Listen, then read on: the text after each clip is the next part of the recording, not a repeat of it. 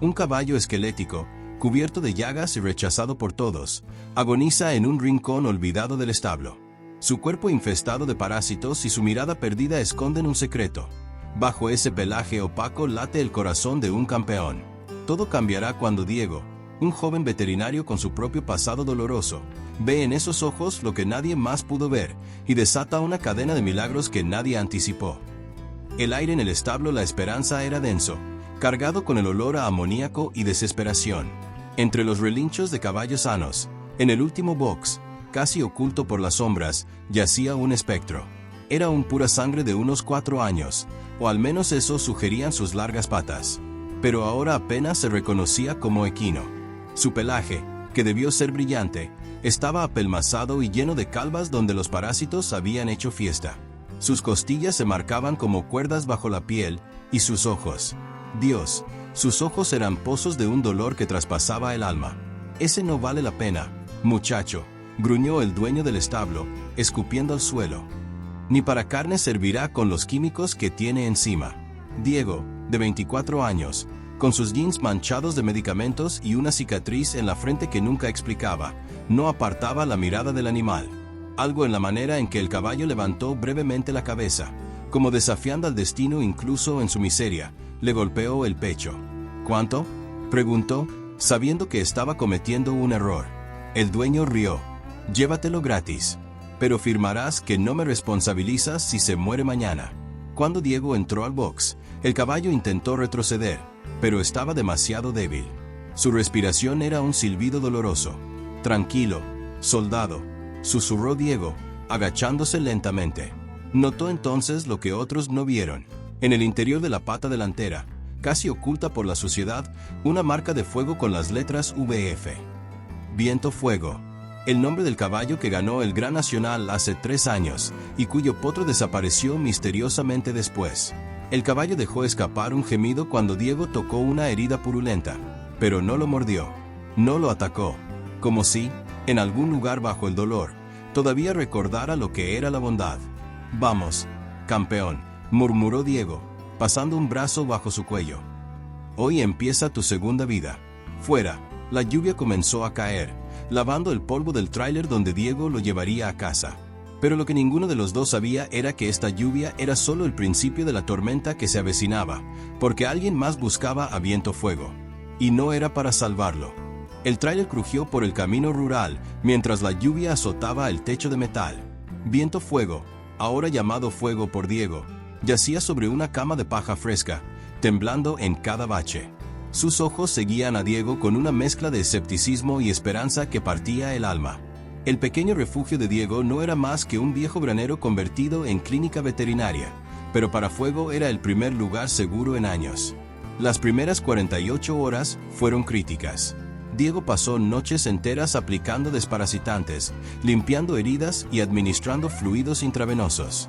El olor a medicamentos y pomadas antibióticas se mezclaba con el tufo de infección que aún emanaba del caballo. «No me mires así», murmuró Diego al 4.º día, mientras Fuego rechazaba otra vez el pienso medicinal. «Sé que duele, pero tienes que comer». El caballo apartó la cabeza con un bufido débil. Diego notó entonces las cicatrices en su boca. Alguien le había lastimado con un fierro o una cadena.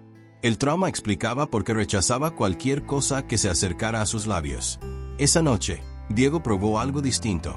Cortó manzanas en trozos diminutos y las dejó caer suavemente en el piso del box, alejándose después. Fuego observó con recelo, pero el dulce aroma fue más fuerte que su miedo. Cuando por fin tomó el primer bocado, Diego contuvo las lágrimas. Pero el verdadero conflicto llegó con el 7.º día.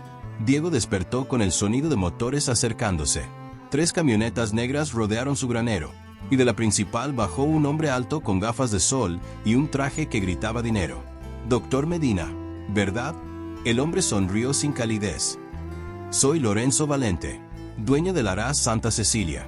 Ese caballo que tienes ahí es propiedad mía».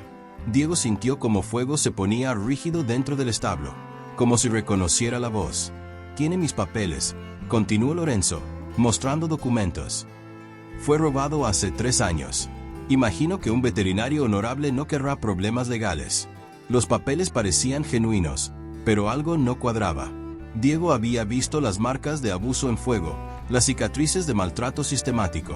Si es suyo, ¿por qué esperó 3 años para buscarlo?, retó Diego, notando cómo el hombre tensaba la mandíbula. La respuesta vino en forma de amenaza velada. Algunas batallas no valen la pena, muchacho. Te doy 24 horas para devolverlo o enfrentar las consecuencias. Cuando se marcharon, Diego encontró a Fuego en un rincón del box, temblando como aquel primer día. Pero esta vez, cuando Diego extendió la mano, el caballo no retrocedió. En cambio, apoyó su frente contra el pecho del joven, como pidiendo protección. Esa noche, mientras la tormenta rugía fuera, Diego descubrió algo bajo la gruesa capa de suciedad en el cuello de Fuego, un microchip desactivado. Alguien había intentado borrar su identidad, pero lo más sorprendente fue el número parcial que aún podía leerse, 58-12. Los mismos dígitos que aparecían en los documentos falsos de Lorenzo. El misterio se profundizaba, y con él, el vínculo entre un hombre y un caballo que el destino había unido por razones que apenas comenzaban a entenderse. Las semanas siguientes transformaron el granero en un santuario de recuperación. Diego descubrió que Fuego respondía mejor a la música clásica que ponía en las madrugadas, cuando los dolores del animal parecían más intensos. Las notas de Vivaldi mezcladas con el sonido de la lluvia contra los cristales creaban una atmósfera mágica donde, poco a poco, el caballo comenzó a pararse con menos rigidez, a relinchar cuando escuchaba los pasos de Diego acercarse. Una tarde, mientras aplicaba una nueva pomada en las heridas de Fuego, Diego notó algo extraordinario. Bajo las capas de pelaje dañado, empezaba a asomarse un brillo cobrizo. Era como ver emerger un tesoro de un cofre abandonado. El caballo, sintiendo su asombro, rozó su hocico contra el hombro del joven en un gesto que hizo que el corazón de Diego diera un vuelco. «Te estás convirtiendo en quien siempre fuiste», susurró, acariciando la marca VF que ahora limpiaba con esmero diario. Pero la paz era frágil. Las visitas de Lorenzo Valente se hicieron más frecuentes, siempre con excusas diferentes. Inspecciones sanitarias, denuncias anónimas sobre maltrato animal, incluso la amenaza velada de que accidentes ocurren. Cada vez que llegaba, Fuego se transformaba. Sus orejas se aplanaban, sus hollares se dilataban, y una energía nerviosa recorría su cuerpo como corriente eléctrica. Diego comenzó a investigar en secreto. Lo que descubrió lo dejó helado. Viento Fuego no era cualquier caballo. Era el producto de un programa de cría ilegal donde mezclaban líneas de sangre de campeones con estimulantes prohibidos. Lorenzo había vendido decenas de potros enfermos a mercados extranjeros, pero Fuego era diferente. Era el único que había sobrevivido a los experimentos más extremos, y el único que conocía la verdad. La transformación física de Fuego era milagrosa. Para el mes y medio, ya podía trotar en círculos pequeños, sus músculos recuperando la memoria ancestral de su linaje. Pero fue un atardecer de octubre cuando ocurrió el verdadero milagro. Diego, exhausto tras una jornada de 18 horas atendiendo animales en una comunidad vecina, se quedó dormido contra las tablas del box. Lo despertó una sensación cálida en la mejilla. Fuego lo estaba tocando suavemente con su hocico. Cuando abrió los ojos, el caballo tenía la cabeza inclinada, como estudiándolo. Sin pensar, Diego extendió la mano, y Fuego, por primera vez, dejó que lo acariciara sin tensión, sin miedo. «Eres libre», susurró Diego, sintiendo como las lágrimas rodaban por su rostro. Libre de ellos, libre de todo. Pero la paz duró poco. Esa misma noche, mientras Diego revisaba los últimos documentos que había conseguido sobre el haraz de Lorenzo, escuchó un crujido fuera del granero. Al asomarse, vio sombras moviéndose entre los árboles. No eran inspectores, no eran autoridades, eran los mismos hombres que, según sus investigaciones, habían desaparecido a 3 veterinarios antes que él. Fuego lo sintió primero. Un relincho de alerta cortó la noche como un cuchillo. Cuando Diego corrió hacia él, el caballo ya estaba de pie, sus ojos brillando con una inteligencia casi humana. Parecía decir, «Es hora». La puerta del granero se abrió con violencia, pero lo que los intrusos no esperaban era encontrar no a un caballo enfermo, sino a un animal que, aunque aún cojeaba, los miró con el mismo fuego que debió tener su padre al ganar el Gran Nacional. Y a su lado, un hombre dispuesto a protegerlo hasta el final. El granero se iluminó de repente con los faros de 3 vehículos que cercaban la propiedad. Diego contuvo el aliento al distinguir las siluetas armadas que bajaban de las camionetas. Lorenzo Valente no estaba jugando. había enviado a su equipo de limpieza. Fuego reaccionó primero. Con un relincho que erizó la piel de Diego, el caballo se interpuso entre él y la puerta, sus cascos raspando el suelo de cemento en clara advertencia. La transformación era asombrosa. Donde antes había un animal enfermo, ahora se erguía un guardián de pura rabia y coraje. «Salga, Medina», rugió una voz desde afuera. «Solo queremos el caballo. No tiene por qué morir por él». Diego miró alrededor buscando algo, cualquier cosa que sirviera como arma. Sus manos encontraron la jeringa cargada con tranquilizante que había preparado para el tratamiento de fuego. No era gran cosa, pero era mejor que nada. El primer intruso entró con una pistola Taser en mano. Fuego actuó como un rayo, giró sobre sus patas traseras y lanzó una cocertera que envió al hombre contra la pared. El sonido del impacto atrajo a otros dos. «El maldito animal. Dispárenle». Diego vio el destello del arma justo a tiempo. Con un grito, saltó hacia Fuego, cubriéndolo con su cuerpo. El disparo resonó en el granero, seguido de un dolor ardiente en su hombro. La sangre caliente empapó su camisa, pero no importaba. Lo único importante era que Fuego estuviera a salvo. El caballo pareció entender el sacrificio. Sus ojos se llenaron de algo más que instinto. Fue decisión calculada. Con un movimiento rápido, empujó a Diego hacia el rincón más protegido del establo usando su cabeza, luego se lanzó hacia los intrusos con una ferocidad que ninguno esperaba. Lo que siguió fue caos puro. Fuego, aunque aún débil, se movía como poseído. Derribó estanterías sobre los hombres, pateó baldes de metal que resonaron como campanas de alarma, y su relincho se elevó sobre el pandemonio como un grito de guerra. Diego, mareado por la pérdida de sangre, alcanzó a ver cuando el líder del grupo apuntó directamente al corazón de Fuego. Con una fuerza que no sabía que tenía, lanzó la jeringa como un dardo. El tranquilizante encontró su objetivo en el cuello del atacante, quien se desplomó segundos después. Los otros dos hombres, al ver a su líder caído y al caballo que avanzaba hacia ellos con las orejas aplastadas y los dientes descubiertos, optaron por la retirada. Arrastraron a su compañero inconsciente y huyeron hacia los vehículos, dejando atrás una estela de amenazas vacías. Cuando el sonido de los motores se desvaneció, Fuego corrió hacia Diego. El joven yacía en un charco de sangre, su visión nublándose. Los hollares del caballo lo olfatearon con urgencia, su cálido aliento acariciando el rostro de Diego como un beso de vida. «¿Lo logramos, amigo?», murmuró Diego, alzando una mano temblorosa para tocar el hocico de Fuego. El caballo respondió inclinando la cabeza, permitiendo que la mano débil de Diego se aferrara a su crin. En ese momento, una conexión más profunda que cualquier palabra se selló entre ellos. No eran salvador y salvado. No eran dueño y mascota. Eran compañeros de batalla, hermanos de alma. Pero la lucha distaba de terminar. A lo lejos, las sirenas de policía comenzaron a sonar. Alguien había llamado a las autoridades.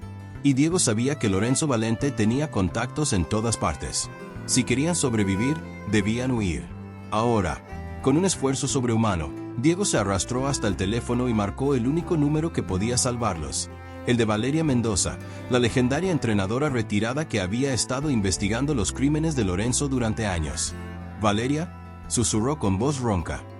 «Es Diego Medina. Encontré a Viento Fuego, y tenemos pruebas. Necesitamos tu ayuda». Mientras colgaba, Fuego se acostó junto a él, ofreciendo su calor contra el frío que comenzaba a invadir a Diego. Afuera, las primeras luces del amanecer teñían el cielo de rojo. Como la sangre, como el fuego, como la pasión que los mantenía vivos contra todo pronóstico. Un año después, la finca Renacer brillaba bajo el sol de la mañana.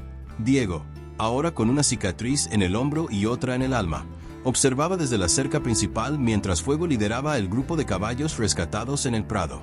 Su pelaje cobrizo relucía como metal pulido, sus músculos ondulaban bajo la piel con cada movimiento grácil. Nada quedaba de aquel esqueleto infestado de parásitos. El juicio contra Lorenzo Valente había sido histórico. Las pruebas que Diego y Fuego ayudaron a reunir no solo condenaron al magnate, sino que destaparon una red internacional de tráfico de animales. Los titulares lo llamaron el milagro del caballo fantasma, pero para Diego, el verdadero milagro era ver a Fuego interactuar con los otros rescates, transmitiéndoles esa chispa de esperanza que él mismo había recibido. Valeria Mendoza, convertida ahora en su mentora, se acercó con 2 tazas de café. El potro nuevo llegó anoche, dijo, señalando un bayo joven que observaba a Fuego con admiración. Tiene las mismas marcas de abuso, pero mira cómo reacciona al ver a tu chico. Fuego, como si entendiera, se acercó al recién llegado con una delicadeza conmovedora. Rozó su hocico contra el cuello del joven caballo, igual que Diego había hecho con él en esos primeros días.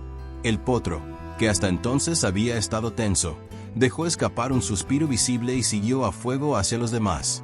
Nunca había visto nada igual, musitó Valeria, con una voz cargada de emoción. Ese caballo no solo se curó a sí mismo, aprendió a sanar a otros.